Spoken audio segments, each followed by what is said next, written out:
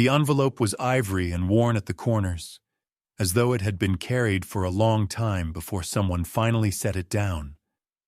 It bore no name on the front, only a single line, written in a careful and restrained hand, for the woman who deserved better than silence. Lady Cecily Hargrove held it for a long moment before she broke the seal, because something in the weight of it told her that once she did, the day would no longer belong to her. She was right. By the time she finished reading, she would understand that the house she had managed for 7 years, the marriage she had honored with complete fidelity, and the man she had trusted with her entire life had been built on a foundation she had never once been permitted to inspect. And the woman who had given her the truth was the last person anyone in Hargrove Hall would have expected to do so. Stay with me, because what this letter contains will change everything you think you know about this story. But to understand what was inside that envelope and why it was written at all, we need to go back to the beginning, to the woman who lived in the shadows of Hargrove Hall, and to the morning that changed everything she thought silence had protected. The morning maid found it tucked beneath the silver tray, a sealed envelope that bore no postmark, no sender's address, no indication of how far it had traveled or how long it had waited to arrive. It bore no name on the front, only a single line written in a careful, restrained hand. For the woman who deserved better than silence. The maid stood motionless in the doorway of Hargrove Hall's east wing, the letter balanced between 2 fingers, uncertain whether to deliver it or pretend she had never seen it at all. She brought it to Lady Cecily Hargrove before breakfast, as she would any correspondence left without instruction. Lady Cecily was seated at her writing desk, dressed but not yet composed, the particular hour of morning when a woman allows herself to look tired before the world requires her to look otherwise. She took the envelope without a word, turned it over once, and placed it beside her untouched cup of tea. She did not open it immediately. Something in the weight of it told her that once she did, the day would no longer belong to her. It was only when the hall clock struck 9 and the sound echoed through corridors that had always felt slightly too large for the life lived inside them that she broke the seal. What she found inside was not a confession, not a plea, not an apology. It was something far more dangerous than any of those things. It was the truth, assembled carefully, piece by piece, by a woman who had spent 3 years watching everything from a distance close enough to see every crack in the foundation of Hargrove Hall. Before I tell you what happened next, if you're not subscribed to the channel yet, do that now. Here at Stories, we tell the kind of stories that stay with you long after the video ends. Now, let's go back to where it all began. Her name was Isolde Vane, and she had never once asked to be remembered. She had come to the edges of the Duke's world not through ambition or design, but through a sequence of misfortunes so quiet they barely made a sound as they fell. She had been a translator's daughter, educated beyond her station, and left with nothing when her father died. No inheritance, no prospects, only 3 languages and a clarity of mind that made certain powerful men uncomfortable and others dangerously interested. The Duke of Hargrove had been the latter. What the world called their arrangement, Isolde had simply called survival. She had accepted the Duke's terms with her eyes open and her expectations sealed shut. Not because she did not feel, but because she had learned early that feeling too much in a situation you cannot leave is its own kind of imprisonment. She had lived in a modest house on the far edge of the Hargrove estate for nearly 3 years, receiving what was offered and asking for nothing beyond it. The staff who glimpsed her at a distance described her as composed. The ones who spoke to her described her as kind. None of them described her as happy, because happiness was not what she had been given room to be. But Isolde Vane had seen things.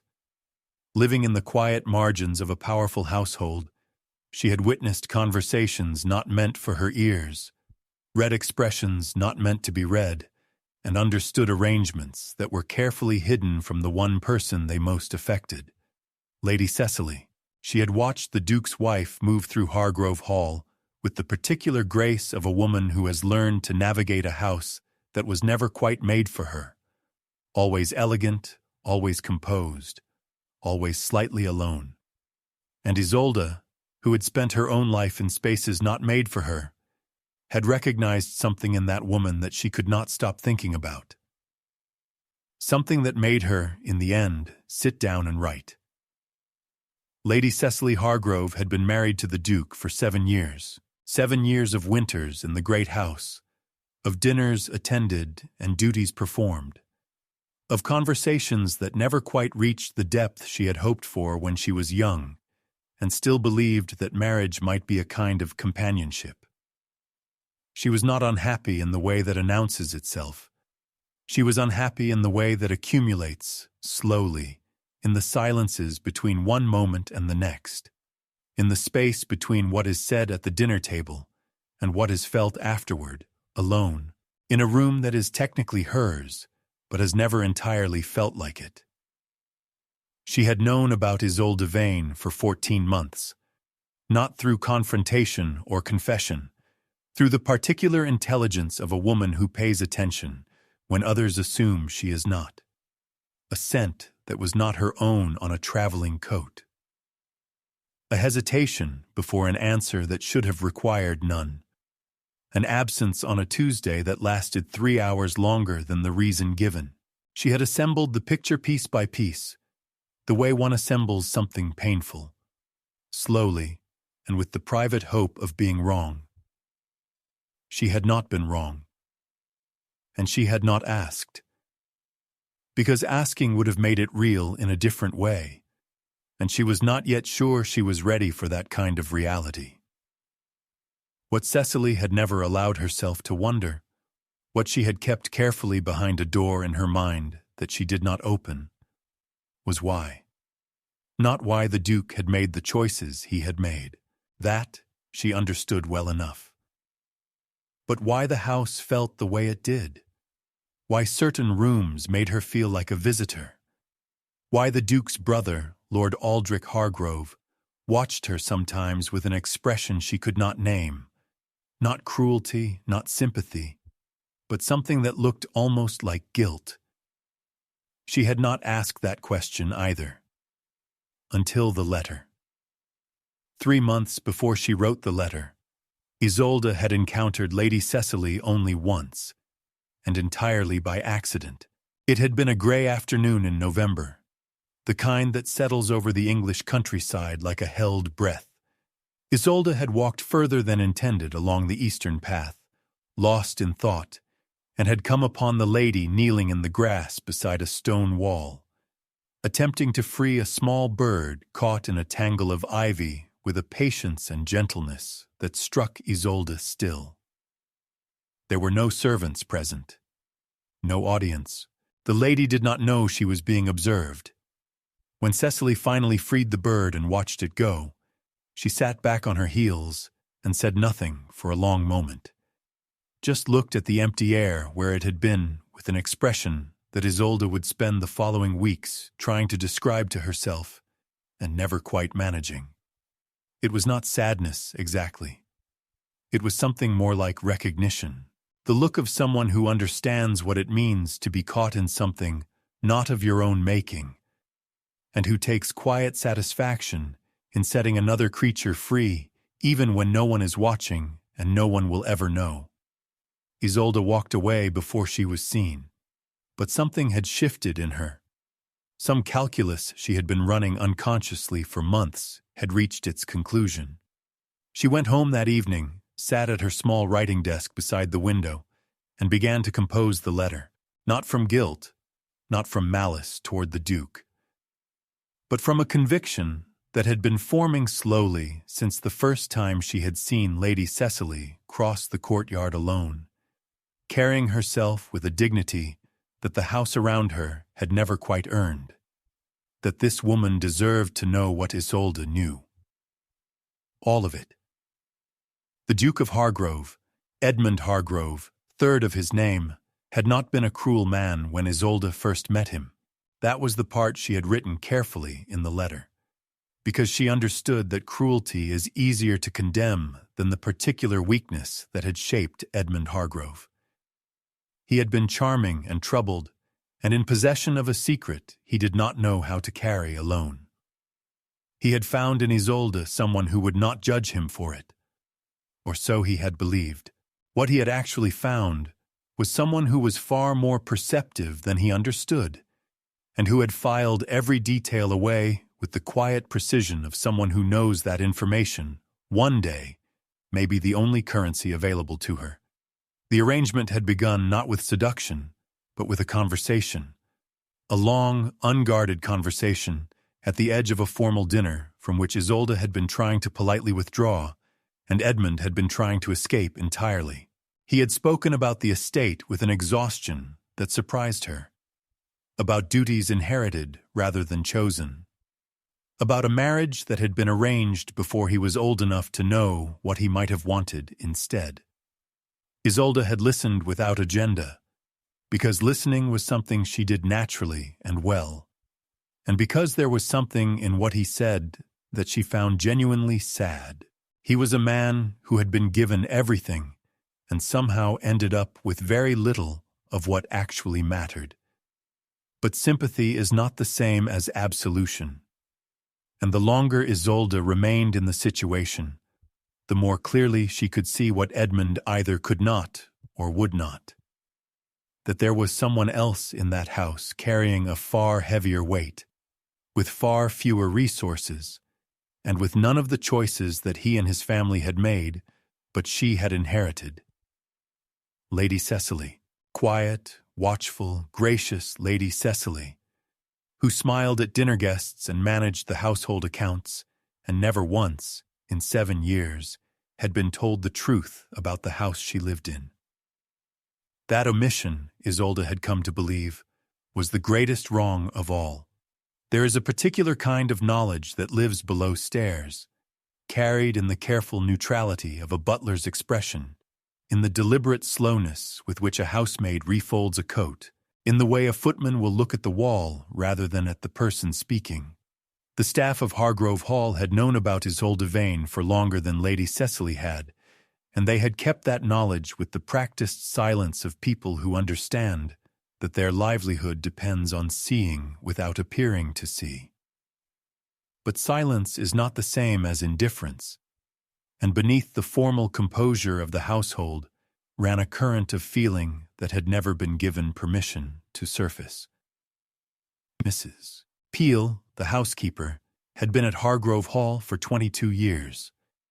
She had served the previous Duke, had dressed the house for Edmund's wedding, had watched Lady Cecily arrive as a bride with the particular alertness of a woman who has seen enough marriages to know the difference between a union built on something real and one assembled from obligation and inheritance. She had liked Cecily immediately, not with sentimentality, but with the steady, practical respect of someone who recognizes competence and decency when she encounters it. And when the arrangement with Isolde Vane had begun, Mrs. Peel had felt something she rarely permitted herself: anger. Quiet, contained, impeccably managed, but anger nonetheless. It was Mrs. Peel who had, without ever saying a word about it to anyone, made certain that Lady Cecily's household ran with extra precision during those years, who had ensured that the accounts were always presented to the lady directly, that no decision about the house was routed around her, that her authority within Hargrove Hall was never visibly diminished, even as other things were happening beyond its walls. It was a small form of loyalty, and a silent one. But when the morning maid brought her the news that a letter had been found and delivered to Lady Cecily before breakfast, Mrs. Peel had set down her pen, closed her ledger, and allowed herself, for just a moment, to breathe. Everything you've heard so far is only the surface of what Isolde knew.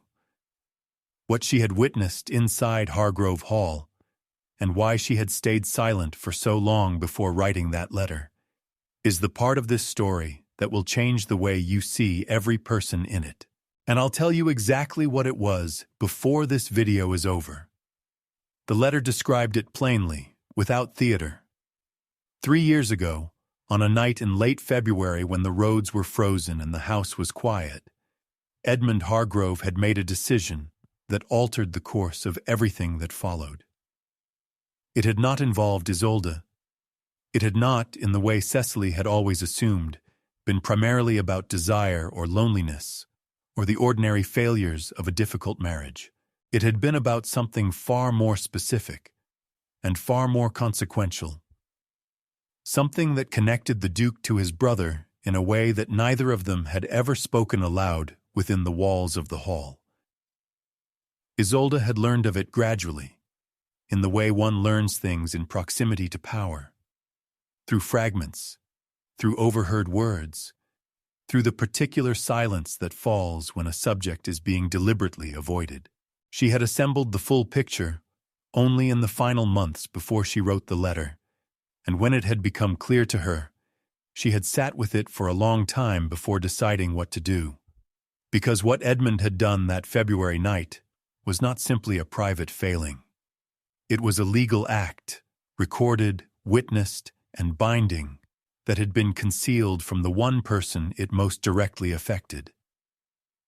He had signed over a portion of the Hargrove estate, not sold it, not mortgaged it, transferred it, quietly and in full, to his brother Lord Aldric, in exchange for Aldric's silence about something that had happened years before Edmund's marriage. The arrangement with Isolde had been in part a consequence of that night. A life built at the edges of the estate, funded by Edmund from accounts that were technically no longer entirely his to use. Lady Cecily, as the Duke's wife, had legal standing in the estate's governance that she had never been told she possessed, and she had been spending 7 years managing a household she did not know had already been partially given away. The question Isolde had wrestled with longest was not whether to write the letter, but why Edmund had never told his wife. She had watched him, carefully, over time, and had concluded that it was not malice that had kept him silent. It was fear of a particular and recognizable kind, the fear of being seen clearly by someone whose opinion you value and found wanting. Edmund Hargrove was a man who had made a catastrophic error before his marriage and had spent every year since constructing a life designed to prevent that error from ever becoming visible. He had not told Cecily because telling her would have required him to become, in her eyes, the man he actually was, rather than the man the house and the title suggested. That calculation, his comfort over her knowledge, had cost Cecily 7 years. 7 years of managing an estate without understanding its true legal architecture. 7 years of a marriage whose foundations she had never been permitted to inspect.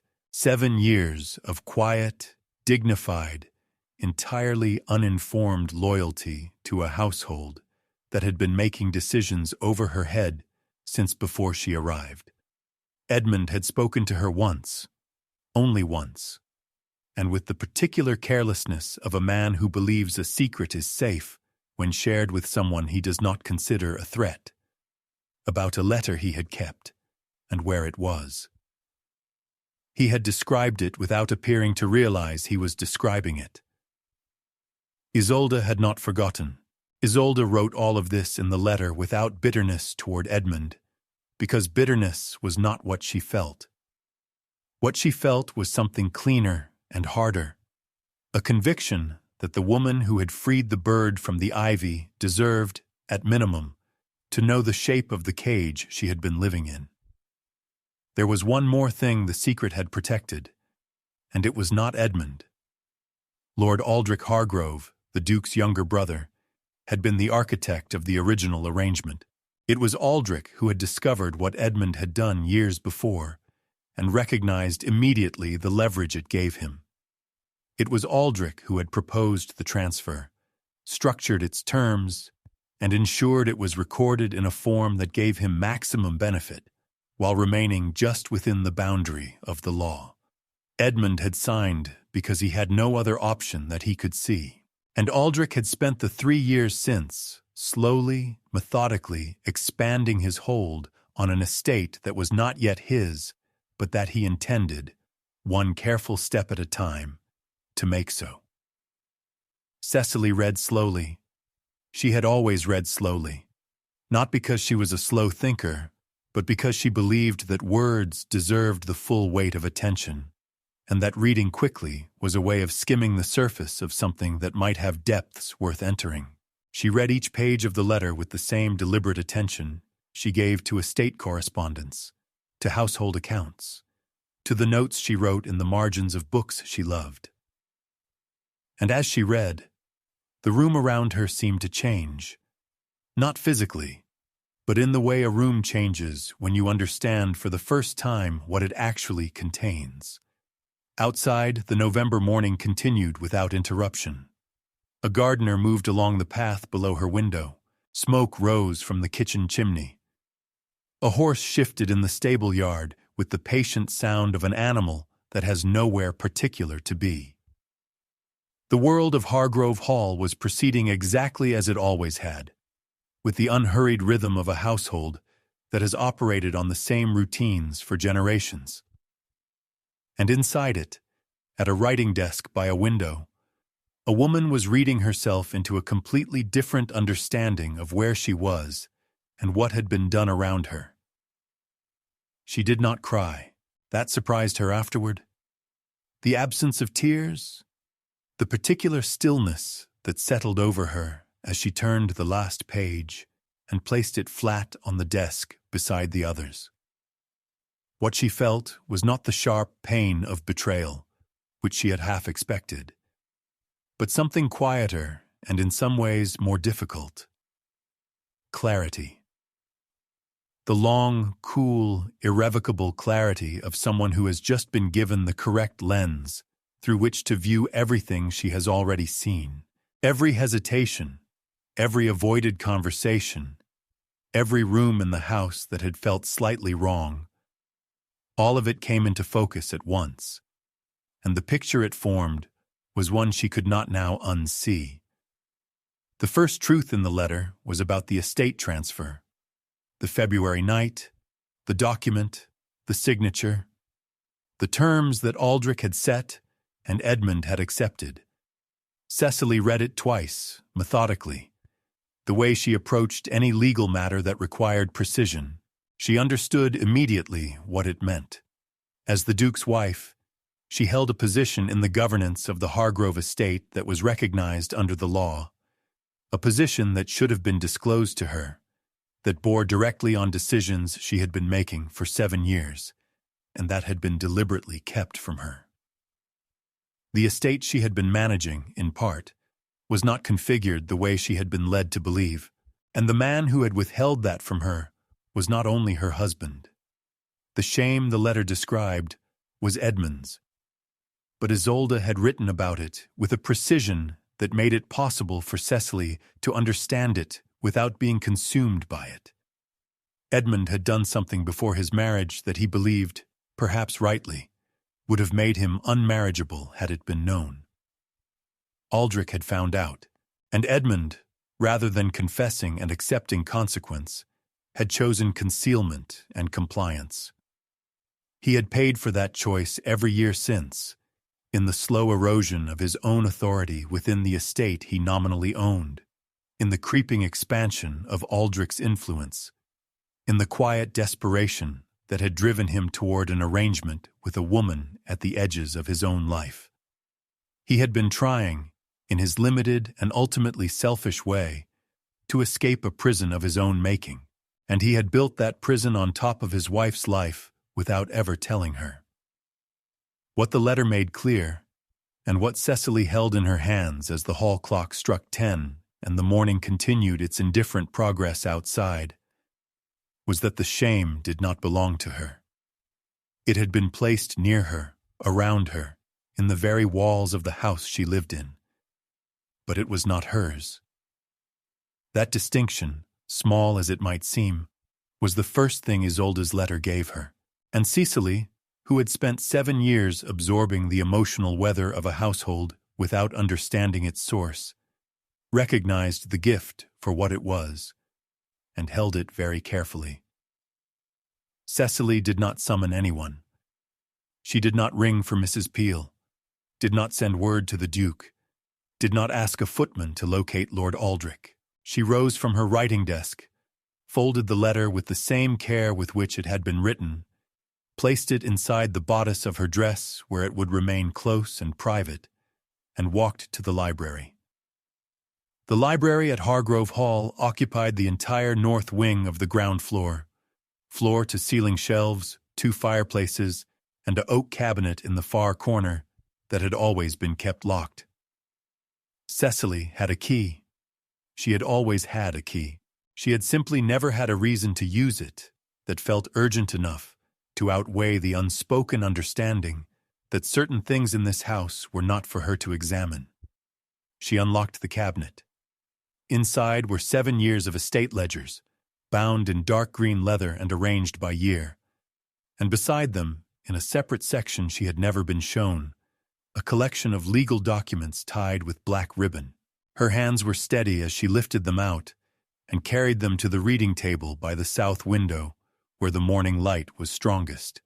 She untied the ribbon with the same unhurried composure she had maintained since breakfast, spread the documents across the table, and began to read. What she found confirmed everything Isolde had described, and added several details that even Isolde, from her position at the edge of the estate, had not been able to see. The transfer was there, dated and witnessed, precisely as the letter had described. But there was more. Alongside it were 3 subsequent agreements, smaller in scope but cumulative in effect, each one signed by Edmund, each one expanding Aldric's claim on a different portion of the estate's income. The most recent was dated 11 months ago. Cecily sat very still for a long moment, the documents arranged before her in chronological order, and understood that what she was looking at was not a single mistake made under pressure, but a pattern. A slow, methodical dismantling of the estate's integrity, conducted over years, in plain sight of no one who had been in a position to stop it. No one, that is, until now. There was a name in the documents that Cecily did not recognize, and that absence of recognition told her something important. It appeared as a witness signature on the original transfer document, and again on 2 of the subsequent agreements. R. Calloway. Not a family name, not a member of the household staff, not anyone she had encountered in 7 years of managing the Hargrove estate's correspondence and accounts. She wrote it down on a separate sheet of paper, folded it, and placed it in her pocket alongside the letter. Then she returned to the documents and looked more carefully at the dates. R. Calloway had witnessed the original transfer in February, 3 years prior. He had appeared again 14 months later, and once more 8 months after that. Each appearance coincided with an expansion of Aldric's claim. This was not a casual witness. Someone pulled in from the corridor to observe a signature. This was a man who had been present at every critical moment of a legal process designed to move the Hargrove estate out from under its rightful governance, piece by piece, agreement by agreement.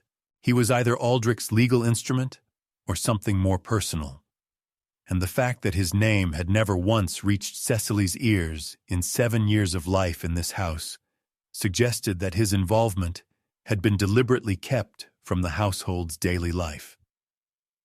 She closed the cabinet, relocked it, and returned the key to the chain she wore at her wrist.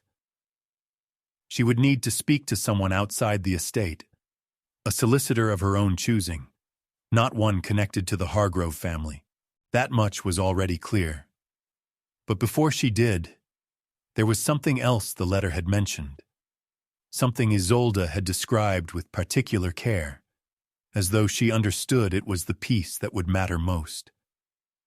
A document hidden not in the locked cabinet, not in the legal files, but somewhere else entirely. Somewhere that only a person who had spent time in the private rooms of Hargrove Hall, watching its occupants with the quiet attention of someone who lives at the margins, would have thought to look. The portrait hung at the top of the main staircase. The previous Duke, Edmund's father, rendered in oils with the formal severity of a man who had considered warmth a private matter. Cecily had passed it thousands of times. She had never looked at it with anything beyond the mild, habitual acknowledgement one gives to furniture that has always been present. The letter had described it in a single line, characteristically precise. Behind the left panel of the frame, flush against the wall, folded once. Cecily climbed the stairs without haste, glanced once along the upper corridor to confirm it was empty, and reached behind the portrait's heavy gilded frame.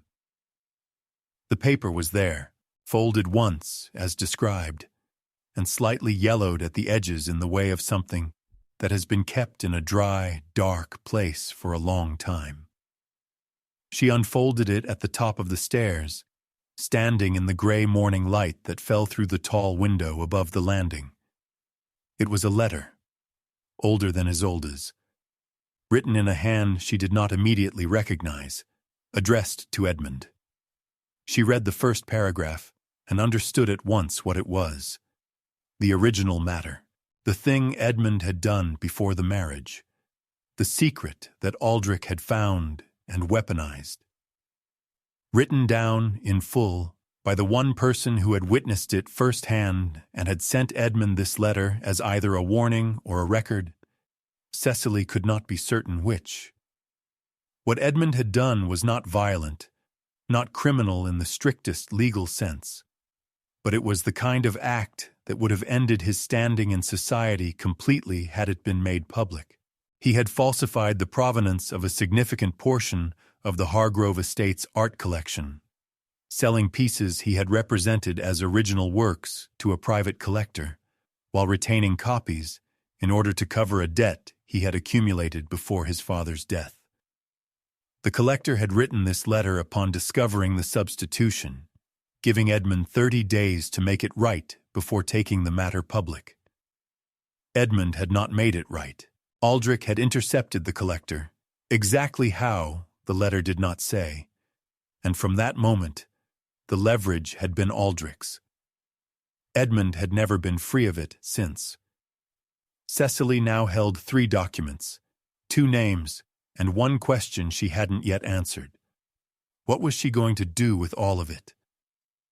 The move she makes next is not what anyone in that house expected, and it begins not with a confrontation, but with a carriage ride, a solicitor, and a clause in the estate charter that Aldric, in all his careful planning, had never thought to look for. Lord Aldric Hargrove was 4 years younger than Edmund, and had spent his entire life in the particular psychological position of a second son. Close enough to everything to understand its value, permanently excluded from inheriting it by the accident of birth order. He was charming at dinner tables and precise in legal matters, and had cultivated, over the years, a reputation for being the reliable Hargrove, the one who managed things, who understood the estate's finances, who could always be counted upon to handle the details that Edmund, artistic and temperamentally unsuited to administration, preferred to avoid. It was a reputation he had built deliberately, and it had served him extraordinarily well. What no one outside a very small circle understood was that Aldric's management of the estate's details had never been in service of the estate. It had been in service of Aldric. Every account he had overseen, every legal document he had processed, every decision he had quietly influenced over the course of 7 years, had been oriented toward a single long-term objective: to reach a position where Hargrove Hall and its holdings were, in every meaningful practical sense, his, regardless of what the title said. regardless of what Edmund's name appeared on, regardless of what the law formally recognized. He had been building a parallel estate inside the real one, and he had been doing it with Edmund's unwitting cooperation and Cecily's complete ignorance. The letter Isolde had written contained one paragraph about Aldric that Cecily returned to now, standing at the top of the stairs with both documents in her hands. Isolde had written, "He is not a man who acts from hatred or rage. He is a man who acts from patience. That is what makes him dangerous, and what makes him, ultimately, vulnerable. Patient men leave records. They cannot help it. Every careful step they take is documented somewhere, because careful men do not trust memory. Find the records, and you will find everything you need." Cecily folded both papers, placed them inside her dress alongside the first letter, and went to find Mrs. Peel. Mrs. Peel listened without interrupting, a skill she had developed over 22 years of hearing things in this house that required processing before responding.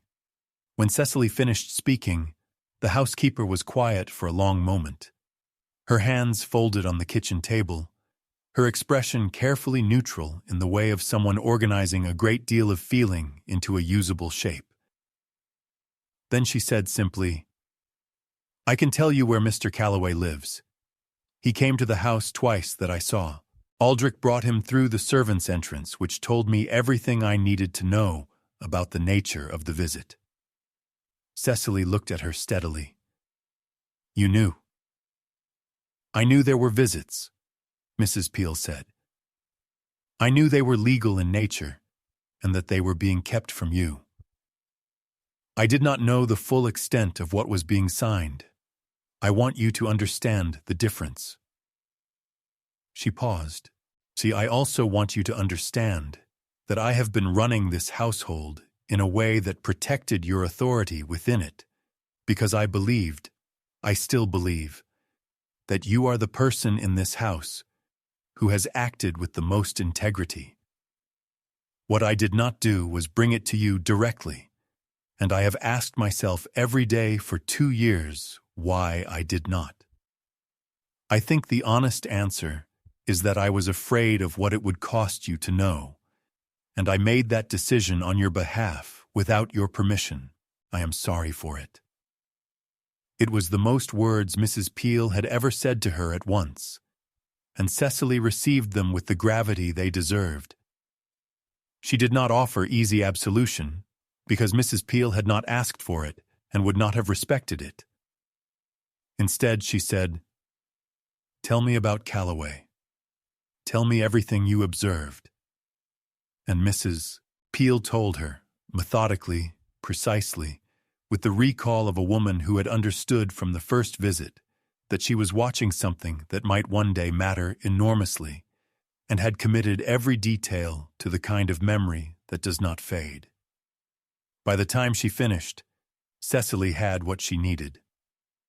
She thanked Mrs. Peel, stood, and said, "I will need the carriage brought around at 2 o'clock, and I will need you to say nothing to anyone in this house until I return."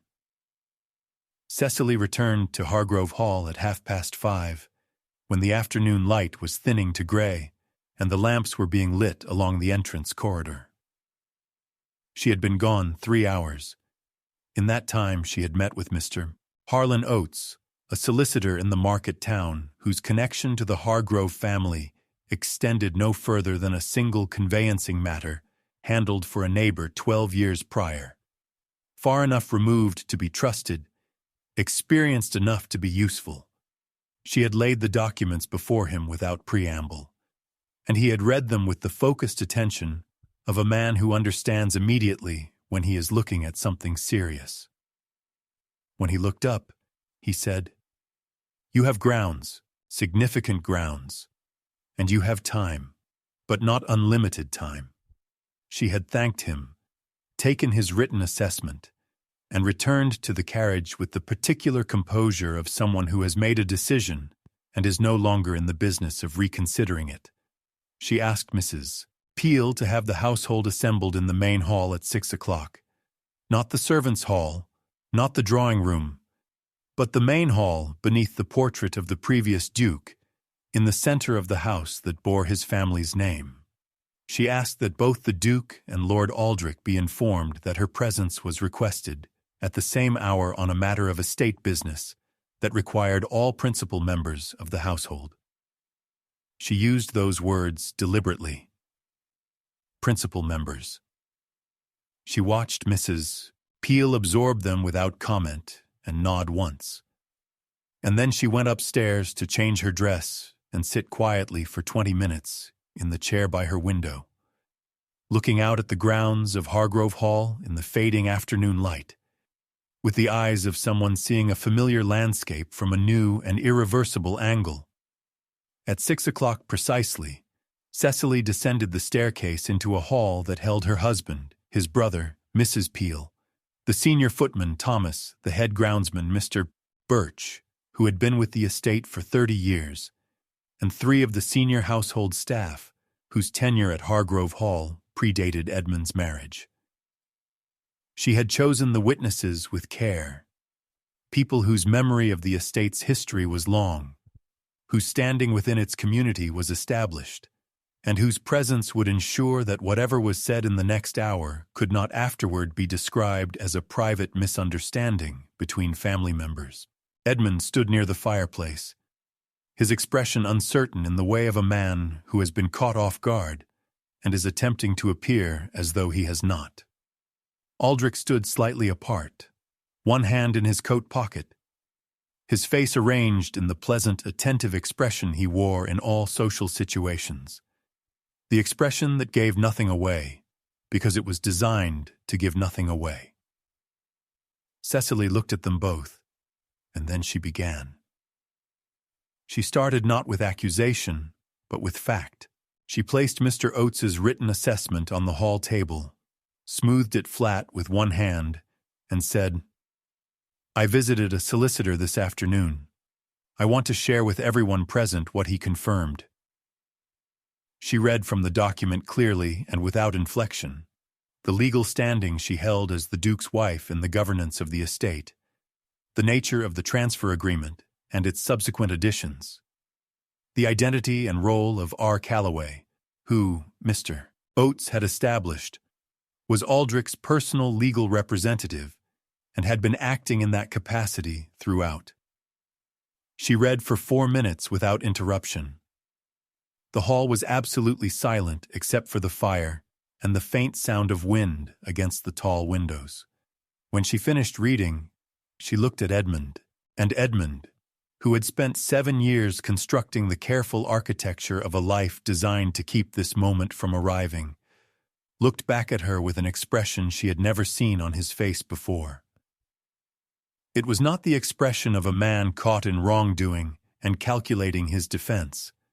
It was the expression of a man who has just understood, fully and without remaining ambiguity, the cost of every choice he has made, not to himself, but to the person standing in front of him. He looked, for the first time in their marriage, genuinely ashamed, not of being discovered, of what he had done. She held his gaze for a moment, and then turned to his brother. Aldric had not moved. His expression had not changed, but something behind his eyes had shifted. The particular recalibration of a patient man who has just discovered that the board he has been playing on for 3 years has been reset without his knowledge. He said, in a tone of practiced reasonableness, "Cecily, I think it would be wise to discuss this as a family, rather than—" She said, "You are welcome to discuss it with your own solicitor, Aldric. Mr. Oates will be writing to him tomorrow morning."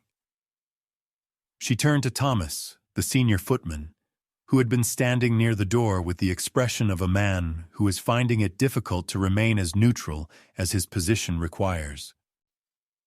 "Please ensure Lord Aldric's things are moved to the guest quarters in the East Wing this evening. He will not be returning to his rooms in the main house." That evening, after Aldric had been settled in the East Wing under the polite but unambiguous supervision of Thomas, after Mrs. Peel had quietly ensured that the household staff had what they needed, and that the evening's routines were maintained with their customary precision, after the solicitor's documents had been locked in the cabinet in the library with a new key that Cecily placed on her own chain. After all of that, Edmund came to find her. She was in the sitting room that adjoined her bedroom, the room she had always considered more fully hers than any other in the house, seated near the lamp with Isolde's letter open in her hands. She had read it 3 more times over the course of the day. Each reading had given her something different. Edmund stood in the doorway. He did not enter without being invited, which told her something, that somewhere inside the day's events, something in him had shifted sufficiently to understand that the ordinary assumptions of their marriage no longer applied in the same way, and that the geography of this house and his place in it would need to be renegotiated. She looked at him for a long moment. Then she said, "Sit down, Edmund." He sat, and for the first time in 7 years of marriage, she asked him every question she had kept behind the closed door in her mind, not with anger, not with the sharp precision of someone laying a trap, but with the steady, direct attention of a woman who has decided that she is finished with the particular loneliness of knowing less than she deserves to know. He answered, all of it, the debt, the falsified collection, the letter from the collector, Aldric's intervention, the February night, the years of compliance and concealment. He spoke for a long time, and she listened with the full, careful attention she gave to everything that mattered. When he finished, the lamp had burned lower, and the house around them was quiet. She folded Isolde's letter one final time and set it on the table between them. She said, "This woman watched this house more clearly than anyone inside it. She wrote this letter at considerable personal cost, and she wrote it because she believed I deserved to know the truth. I would like you to understand that it is her clarity, not your confession, that has given us whatever chance we have left, if we have one." Edmund said nothing for a moment. Then he said, "What would you like me to do?" And Cecily told him. What followed was neither swift nor simple, because the law rarely is, and because the untangling of 3 years of carefully structured agreements required the kind of sustained, methodical attention that is far less dramatic than a single confrontation, but far more consequential. Mr. Oates worked with a colleague in London who specialized in estate law, and together they constructed a legal challenge to the transfer documents on 3 grounds. Cecily's standing as a principal party who had not been informed, the role of R. Calloway as Aldric's personal representative rather than a neutral witness, and a clause in the original Hargrove estate charter, dating from the previous Duke's tenure, that restricted unilateral transfer of estate holdings without spousal consent. That clause had been overlooked by Aldric in his meticulous planning, or perhaps he had simply not believed it would ever be invoked. It was the kind of oversight that patient men make when they become too confident in their own thoroughness. Aldric contested the challenge. He had his own solicitors, his own arguments, and 3 years of documented agreements that he believed gave him a defensible position. What he had not anticipated was R. Calloway. When Mr. Oates made contact with Calloway directly, through channels that were entirely legal and entirely unexpected, the man's response was not defiance, but a rapid and comprehensive reassessment of his own situation. He had been Aldric's instrument, yes. He had witnessed documents he now understood to have been structured in a way that had excluded a legally entitled party. His exposure, Mr. Oates explained to him plainly, was not insignificant. Calloway produced copies of every document he had witnessed, along with correspondence from Aldric that detailed the purpose of each agreement with a clarity that Aldric had believed was private. Patient men leave records. Isolde had been right. The legal resolution took 4 months. At its conclusion, the transfer documents were voided, the subsequent agreements were dissolved, and Aldric Hargrove's claim on the estate was reduced to nothing. He left Hargrove Hall on a Tuesday morning in March, in a carriage that contained considerably less than he had expected to accumulate in the years he had spent building toward this place, and he did not look back at the house as it receded behind him, which Mrs. Peel, who observed his departure from the upper landing window with Thomas standing quietly beside her, noted was perhaps the most honest thing he had done in years. Edmund oversaw the restoration of the estate's proper legal structure with a thoroughness that surprised his solicitors and no one who had watched him work through the previous months. He had found, in the necessity of making things right, a capability for sustained practical effort that his earlier life had never required him to discover. As part of that process, Edmund made contact with the collector whose silence Aldric had purchased years before, a payment that had since been traced through the disputed estate accounts and confirmed by Calloway's documents. A private settlement was reached, the falsified works were acknowledged, the debt repaid in full, and the matter closed without public scandal. Not because Edmund deserved that protection, but because Cecily had determined that the restoration of the estate did not require its destruction. Isolde Vane left the cottage at the edge of the Hargrove estate on the same Tuesday that Aldric departed, not because she was asked to, but because she had made that decision before the letter was ever delivered. She had understood, when she sat down to write, that the act of writing it would close something. Not painfully, not with regret exactly, but with the particular finality of someone who has done the thing they needed to do and understands that the doing of it changes the shape of what comes next.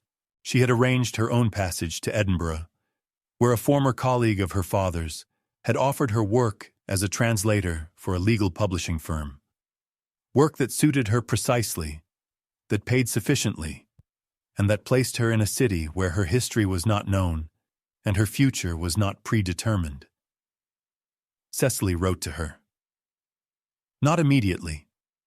It took her 6 weeks to compose the letter, because she wanted to write it correctly and could not find the right words quickly.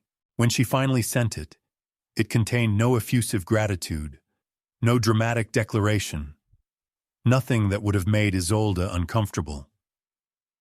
It contained instead an honest account of what the letter had made possible, a direct acknowledgement of the courage it had required to write it, and a single question: whether Isolde would be willing to correspond. Isolde wrote back within a fortnight. Their correspondence continued for many years. Careful, intelligent, occasionally warm, always honest. Between two women who had been placed in proximity to the same flawed man and the same broken house, and who had, through entirely different forms of quiet persistence, arrived at lives that were more fully their own than anything the house had originally offered either of them. Edmund Hargrove spent the remainder of his life in a marriage that was not restored to what it had never quite been, but rebuilt into something neither of them had originally known how to make.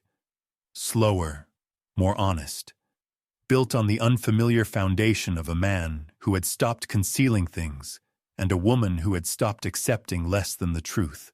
It was not a romance in the way that word is commonly understood.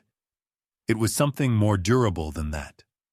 Mrs. Peel remained at Hargrove Hall for 11 more years, retiring at 64 with a pension that Cecily had negotiated personally, and that was, by any measure, more than fair. Thomas was promoted to butler the following spring. Mr.